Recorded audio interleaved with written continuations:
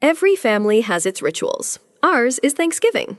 No matter how busy the year has been, no matter what promotions I've earned, projects I've led, or how far I've flown, I always come back. Back to that familiar driveway, back to that colonial red brick house on Maple Street with its matching shutters and immaculately trimmed hedges. And every year, the same script unfolds. My mom opens the door with flour on her hands and love in her voice. My dad gives me that once-over that's equal parts pride and judgment. And my sister Allison, she hugs me tight, but always looks just a little too long at what I'm wearing, as if decoding whether I've finally traded ambition for acceptability. The turkey is golden, the candles are lit, the silverware glints under the chandelier, like everything is just right. But the warmth in the room, it doesn't quite reach the corners. Here's the thing they don't tell you about picture-perfect families. The pressure to fit into that frame can suffocate. In this house, we smile on cue. We say grace. We ask polite questions with impolite intentions. And me, I play my part. I arrive with wine and handmade cranberry sauce, just the way Mom likes it. I answer their small talk with measured enthusiasm. I deflect questions about settling down with rehearsed ease. But the truth, every time I walk through that door, I brace myself.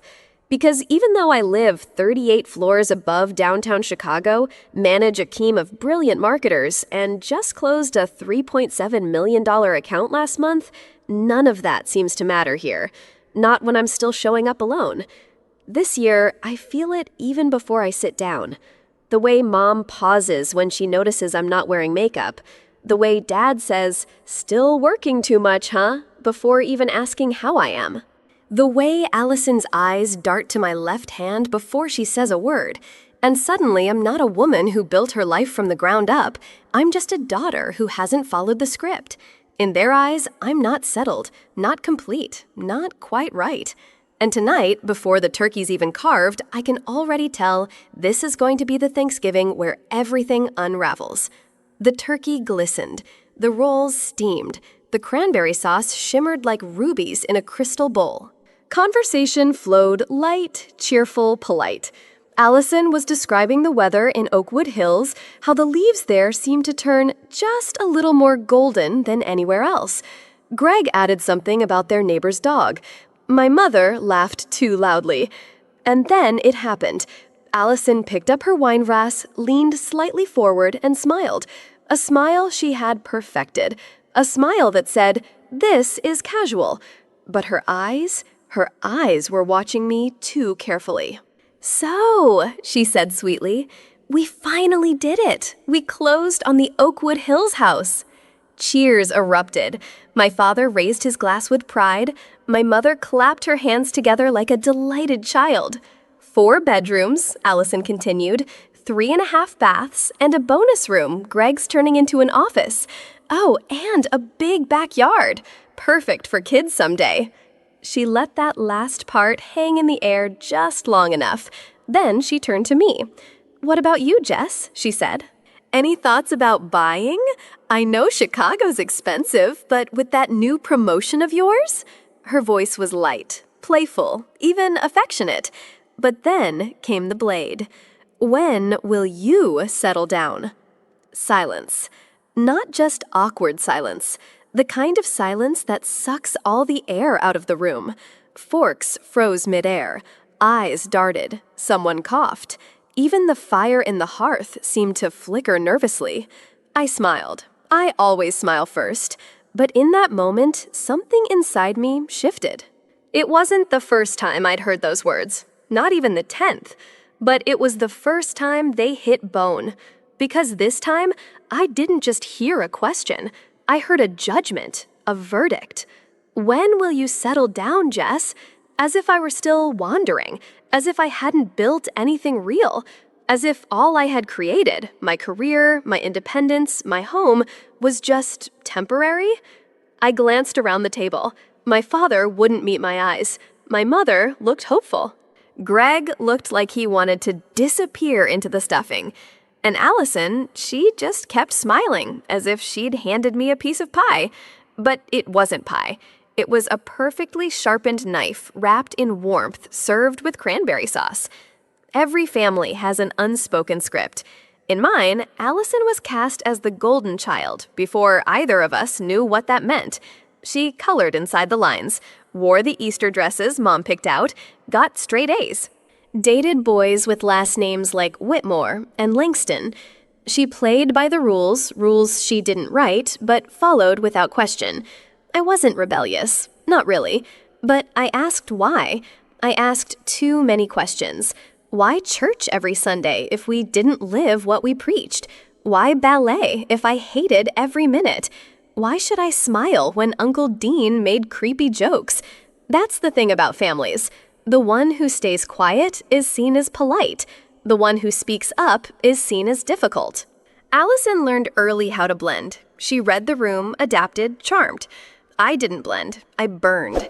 Where she played house with dolls and dreamed of weddings, I built empires out of Legos and dreamed of skylines. She wrote Mrs. Gregg on the corner of notebooks. I wrote business plans in the margins of mine. And as we grew older, the gap widened. Allison followed the family map, college at a private university, engagement by 23, married by 25. A sweet, stable job in finance. The predictable rhythm of domestic milestones. And I went to college too, but took an unpaid internship in a city where I knew no one. I lived on ramen and freelance gigs. I hustled, failed, rose again. I didn't choose chaos. I chose growth. But to my parents, it was all the same. Allison, safe. Jessica, uncertain. The truth is, I admired her too. The way she made everyone feel at ease. The way she slipped so effortlessly into the life our parents dreamed of. And yet, somewhere deep down, I always wondered, did she ever wonder about my life? Not just whether I was dating or lonely or eating enough vegetables, but whether I was building something meaningful, something daring, something lasting. I was the wild card in a deck full of hearts. And on that Thanksgiving evening, as Allison smiled across the table in her cozy suburban glow, I couldn't help but wonder, was she still playing the role?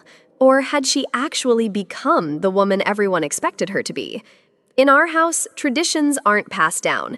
They're enforced. From the matching Christmas pajamas to the Thanksgiving centerpiece made of real pine cones and prayer cards, everything in this family is curated, maintained.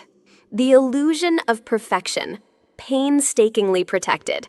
My mother has an entire shelf in the hallway closet dedicated to wedding magazines. Not cookbooks, not travel guides, not novels. Just page after page of lace, flower arches, and pastel bridesmaid dresses. She's kept them since I was 16. I've never seen her read one front to back. She doesn't need to. She just leaves them open casually on the coffee table when I visit. Always on pages with gowns and smiling couples. Subtle, but not really. My father, he speaks of legacy as if it's a currency I've failed to earn. A career is good, Jess, he says, but family is what lasts. Who's going to remember your marketing campaigns in 50 years? I want to scream. What if I remember? What if the people I help remember? But I don't. I nod, I smile, I sip wine. I pretend it doesn't hurt that he still introduces Allison as our daughter who's settling down nicely, and me as the one who's always on a plane. They ask about my love life, never about my leadership. My raise this year? Ignored. The international keynote I gave last month? Forgotten. But when Allison buys a couch, there's a group text celebration. It's not that they don't love me, they just don't understand me. And over time, being misunderstood feels a lot like being invisible. It's strange how the same walls that kept me safe as a child now feel like they're closing in. This home was once a haven, now it's a glass box. Pretty, polished, but with no oxygen. And I am a woman they keep trying to fold into a shape I never agreed to. This is what it's like to be smothered by tradition. You are surrounded by love and still struggling to breathe. They never called it judgment. They called it concern. But concern has a tone, a shape, a way of cutting while pretending to care. Flash, Christmas Eve 2 years ago. My aunt hands me a glass of wine and whispers, "You're not getting any younger, sweetheart." Flash, Easter Sunday last year. My father corners me by the fridge. "Have you thought about freezing your eggs, just in case?" I was holding deviled eggs at the time. The irony almost made me choke. Flash, my mom forwarding me listings, suburban homes, quiet cul-de-sacs, just in case you want to move back closer to family. Flash, the 4th of July barbecue. Aunt Martha, beer in hand, declares loudly, "I just don't understand how a woman can choose work over children. That's not natural." Allison stayed silent. Greg looked at the ground. I laughed it off, changed the subject, took a sip. But inside, something cracked. Because that's how it happens, right? Not one moment, not one comment, but the slow erosion of identity, the constant background noise that says, your life is only real if it looks like ours. And every time they asked, "Do you think you'll ever settle down? Don't you want someone to come home to? Isn't it lonely?" What I heard wasn't curiosity, it was erasure. As if everything I've built, the late nights, the pitches, the growth, the grit, all vanished the moment I said, "No, I don't have kids. No, I'm not married. Yes, I'm happy." The words never landed because happiness to them had only one form, and mine didn't fit it. The gravy boat had barely made it around the table. The stuffing was still steaming. And just as I was taking my first bite, Allison set down her fork. She folded her hands sweetly over her plate. "So, Jess," she said, her voice syrupy, "have you been looking at places in the city with that big promotion you must be thinking about buying, right?" Then came the real blow. "I mean, when are you going to buy a home? Settle down a little." She said it casually, like she was asking if I wanted another role. But everyone paused. Forks hovered in midair. My mother glanced up sharply. Greg's eyes flicked toward me, then back to his plate. And my father, he adjusted his napkin and looked suddenly fascinated by the salt shaker. I took a sip of wine, then another, and I laughed. Just once. Short, hollow. Not even I believed it. "Oh, you know me," I said lightly. Still too in love with the skyline to settle for a yard and a mortgage. I reached for the cranberry sauce like I was reaching for an escape hatch. "But seriously," Allison continued, smiling like she wasn't peeling my skin layer by layer, "don't you ever get tired of apartment living? Of not having roots? Roots. That word hit harder than I expected. Because here's the truth. I do have roots. But they aren't planted in lawns or foundations. They're in the work I've built, the people I lead, the independence I've earned brick by brick." But none of that existed in her question. In that moment, her smile was a gavel, and the dining room a courtroom. I wasn't a guest. I was a defendant, and my life, my choices, my freedom were Exhibit A. I didn't slam the door. I didn't throw my napkin or raise my voice. I just stood up and walked, past the stuffing, past the cranberry sauce, past the smiling faces that had never really seen me. "Jess," my mom called, but I didn't answer. I grabbed my coat, took the car keys, and drove. I didn't know where I was going. I didn't care. All I knew was that if I stayed at that table 1 second longer, I would scream or cry or both. I passed the church where we used to go on Sundays, the corner gas station where I got my first scratch-off lottery ticket. And then, without thinking, I turned onto Maple Lane. And there it was, the park, still there, still small. The swings were rusted now. The merry-go-round had long been replaced by plastic slides. But it was still ours, mine and Allison's. We used to race to the sandbox, pretend the tire swing was a pirate ship. I sat down on a bench, the cold wood biting through my coat. And for the first time in a long time, I didn't feel powerful. I didn't feel accomplished. I just felt tired. Tired of translating my life into a language my family might respect. tired of shrinking to fit at their table, tired of running a race they never even noticed I was winning. And in that quiet corner of a half-forgotten park, I asked myself a question I never dared say out loud. What if I'm not the problem? What if I've never been?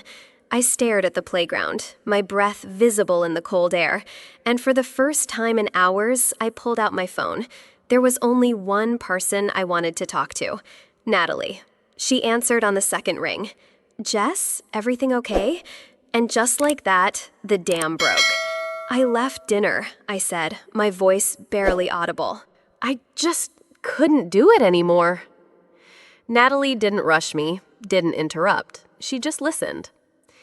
"Every year," I whispered, "I come home thinking maybe this time they'll ask about my work, about what matters to me." I kicked at a pile of leaves. "Instead, I get questions about houses and husbands, like my life is an error code they're trying to fix." Natalie laughed softly, not mocking, just knowing.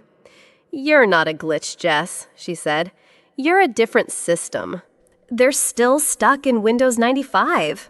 I smiled, for the first time all night. "It's just exhausting," I said, "being the outlier, the one who never fits." Natalie went quiet for a beat. Then, "You know what the outlier does?" "What?" "It reshapes the graph." And right then, sitting on that frozen bench, still smarting from the dinner that broke me, I felt something shift. Maybe I didn't need to translate myself anymore. Maybe I just needed to speak louder. Maybe I wasn't meant to be understood by them. Maybe I was meant to redefine what being a daughter, a woman, a success even means. I stood outside the house, keys still in hand, staring at the front door like it was a courtroom. This time, I wasn't here to apologize. I wasn't here to smile and pretend. I was here to be heard. I walked in. The dining room was quiet. Plates half eaten, wine glasses still half full. Allison looked up first.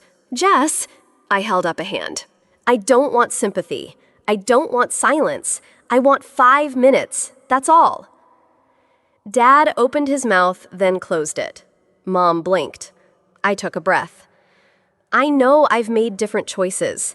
I know I don't check the boxes you expected. Marriage, babies, backyard grill on Sundays. But that doesn't mean I'm lost. It doesn't mean I'm broken. And it definitely doesn't mean I've failed. I've built a life I'm proud of. One that doesn't need fixing, only respecting. You don't have to agree with it. You just have to stop reducing it to what it isn't. The silence was thicker this time, but it wasn't hostile. It was stunned. And into that silence, I made my move. I'm about to take a leap. I'm working on a project that could change lives, not for profit, but for purpose. And I'd love to share it with you, but only if you're willing to listen, not to correct. I looked at them one by one, and for the first time, they looked back without squinting through expectations. For the first time, I wasn't the outsider at the table. I was me, and I was home. I took a deep breath, steadying myself. The room was still. "This is my truth," I said. "No filters, no apologies. I'm not just settling down when I buy a house. I'm creating a home, but not just for me, for women like me, women who are starting over, who are breaking barriers, who don't fit the mold." I told them about the old Jenkins building downtown, the one I'm buying with a group of investors. It's going to be a workspace, a sanctuary, a launch pad for women entrepreneurs, especially single moms. I'm not just investing money. I'm investing hope. I'm investing change. The silence stretched. Then Allison spoke tentative. "That's actually incredible." And I realized this wasn't about winning approval. It was about showing up for myself. About standing tall. Not because someone else made space for me, but because I claimed it. This is how I settle down, on my own terms, and that's enough. The room was quieter than I expected. Allison shifted in her seat, her fingers twisting nervously. "Jess, She began, voice low, almost breaking. I think maybe I've been jealous all these years. I blinked, unsure I heard right. Jealous? She nodded, biting her lip. Of your freedom, your choices, how you just live. I've always tried to be the perfect daughter, the one who fits in, the one who doesn't cause waves. But sometimes I wonder if I traded my happiness for that. Watching you take risks, make your own path, it scares me, and it hurts. The walls that kept us apart for so long suddenly felt thinner. My sister's confession wasn't just words, it was an invitation to understand, to forgive, to rebuild. For the first time, I saw Allison not as a rival, but as someone just as human, just as vulnerable, just as scared. And maybe, just maybe, that was the real bridge we needed. After Allison's words, the atmosphere shifted. The sharp edges of judgment softened. Mom cleared her throat, voice tentative. Jessica, tell me about this building project. What's it really like? Dad nodded, eyes no longer distant. Yeah, how do you even begin to do something like that? For the first time, the questions came from curiosity, not expectation. I took a deep breath, feeling the weight lift just a little. I described the old Jenkins building, the vision for a workspace buzzing with women's voices, laughter, ideas. I spoke about the challenges, the permits, the investors, the late nights. But mostly, I talked about the people, the mothers who want a second chance, the young entrepreneurs with fire in their eyes. Allison smiled softly, the familiar competition replaced by something gentler. Greg leaned in, clearly intrigued. It sounds amazing, Jess. And as I spoke, I realized this was not just a story about a building. It was a story about being seen, about being valued for who I am. The family I thought had boxed me in was finally opening the door. And I was ready to step through, not as a shadow of their expectations, but as the woman I've always been. The Jenkins building stood silent and steadfast, its red brick walls weathered by decades of wind and rain, but still proud like an old guardian watching over the city. As my family's car pulled up the cracked pavement, I could see the mixture of curiosity and uncertainty on their faces. This was a world far from the polished suburbs and carefully trimmed lawns they knew. I unlocked the heavy front door, and the smell of sawdust, fresh paint, and old wood wrapped around us like a strange but welcoming hug. "Welcome to the future," I said softly, stepping inside. The sunlight streamed through tall, arched windows, casting long shadows on the dust-speckled floors. The walls whispered stories of decades past, of printers' presses and hurried typists, of newspapers printed and secrets told. I led them through empty rooms, echoing halls and stairwells half dismantled, pointing out where new walls would rise, where community rooms would gather voices, where workshops would ignite ideas. This is more than bricks and mortar, I told them. It's a sanctuary for women, especially mothers, who need a second chance, a place where they can build businesses, find support, and reclaim their power. Allison's usual poised expression softened. Her eyes glistened, touched by a spark of understanding I hadn't seen before. Dad stepped forward, his face thoughtful. "What about the finances, the upkeep?" he asked as a businessman, not a skeptic. Mom traced her fingers along a rough wooden beam, her eyes scanning the space like she was imagining a story unfolding. "I didn't realize how much effort this takes," she admitted quietly. For the first time, I saw my family not just through the lens of tradition or expectation, but through the lens of purpose and passion. I told them about the women I'd met, single moms juggling 2 jobs, young entrepreneurs with ideas too big for their apartments, survivors seeking a new beginning. I spoke of the late nights drafting plans, the endless meetings with investors, the setbacks and breakthroughs that marked every step. Greg, who often seemed distant from these conversations, asked a genuine question about the renovations. How long will it take before it's ready? I smiled, feeling a swell of pride and hope. About 8 months, but this is just the beginning. The room filled with a quiet energy, not just acceptance, but a budding excitement. My parents exchanged looks, something unspoken passed between them. In that moment, I felt it. The invisible walls that had boxed me in for so long were cracking. And for the first time in years, I felt a true sense of belonging. Not because I'd changed who I was, but because they were finally starting to see me. The Jenkins building was no longer just a project. It was the bridge between our worlds. And standing there, surrounded by family and echoes of history, I dared to hope that this bridge could lead us all home. The ribbon-cutting ceremony was more than a milestone. It was a declaration.